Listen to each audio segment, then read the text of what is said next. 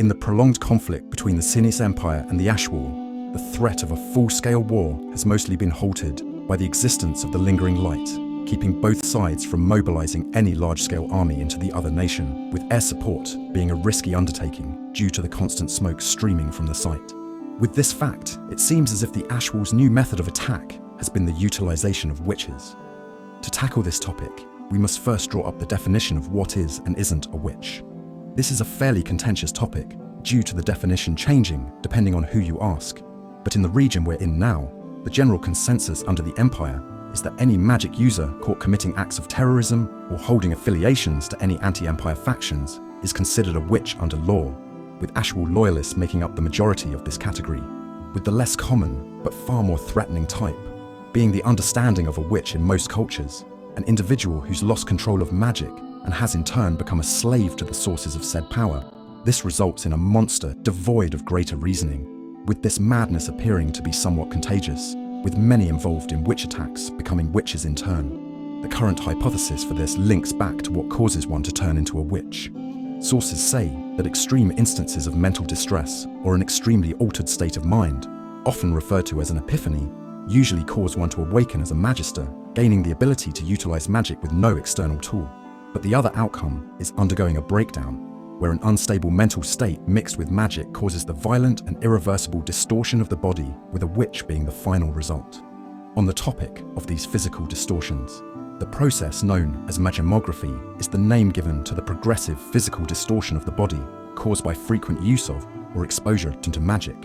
This is seen most in magisters and witches, and less so in frequent users of magic tools, with exposure-based cases such as the Dragonborn being so ingrained they became hereditary.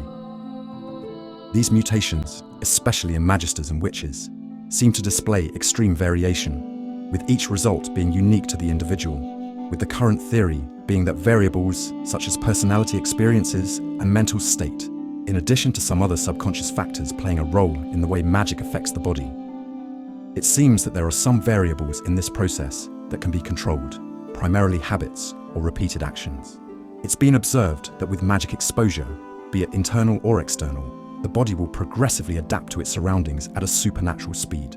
It's been discovered that this phenomenon can essentially be cheated by artificially changing conditions to promote beneficial adaptation, with the most common examples in church magisters being blackened eyes and patches of seemingly charred or ashy fire-resistant skin, this being a result of the Imperial Church's focus on pyromancy. Similar mutations are seen in the mages of the Ashall, making it fairly hard to tell them apart. But the higher in rank these magisters get, the easier it gets to tell them apart.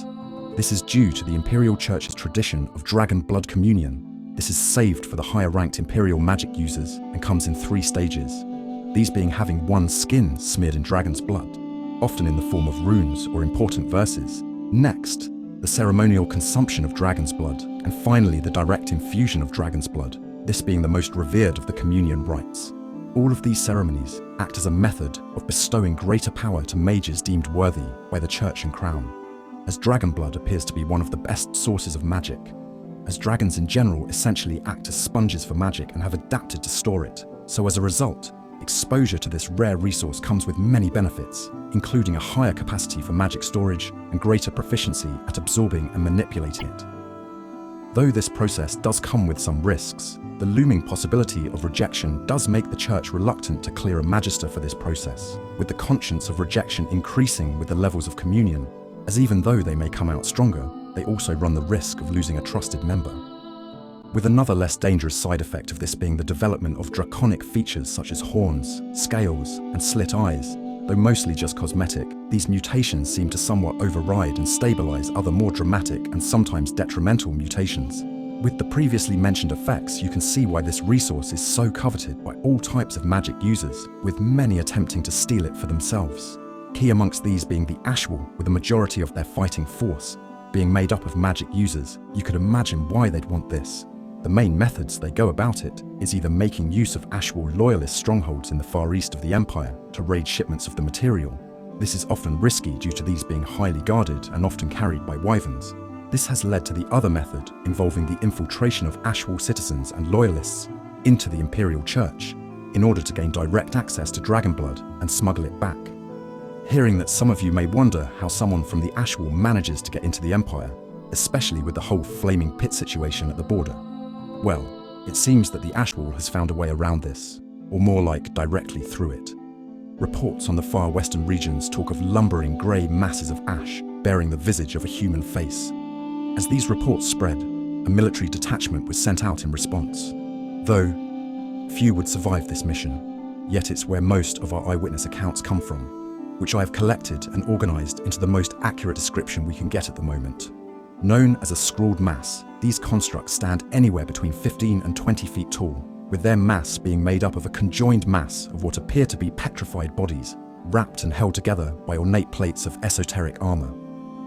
Reports talk of countless runes being scrawled across the armour, giving them their name, but one of the key factors of these reports speaks of its face, apparently possessing the stagnant face of a man wrapped in flaked ashen skin. Yet its eyes are said to look oddly distressed, unblinking, and constantly darting around. Other inconsistent features were mentioned, such as a head of grey hair or horns that belched smoke like a kettle spout, while some even reported it having wings. This just comes to show the chaos of this encounter.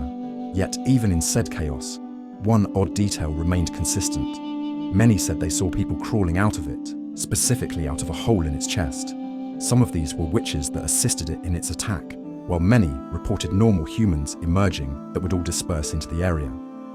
I and my colleagues have assumed this is a method of infiltrating the Church of the Empire, while also sowing discourse within the population.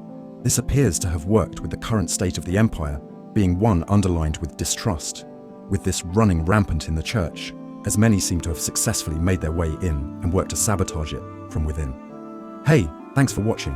This video was essentially meant to break down the current situation between the Empire and Ashall and what witches are doing in the setting, essentially being used as a rabid attack dog to just run loose in the Empire, while Ashall operatives sneak into the general population, often done by sending in children who are usually taken in by the Church and act as a mole. Anyways, thanks for 3,000. I've been wondering what I should do for this, and I was considering posters and letting you guys vote on designs, but I know nothing about setting up a print-on-demand shop and have only used Printify like once, so if you have any suggestions, just comment them. Thanks for watching.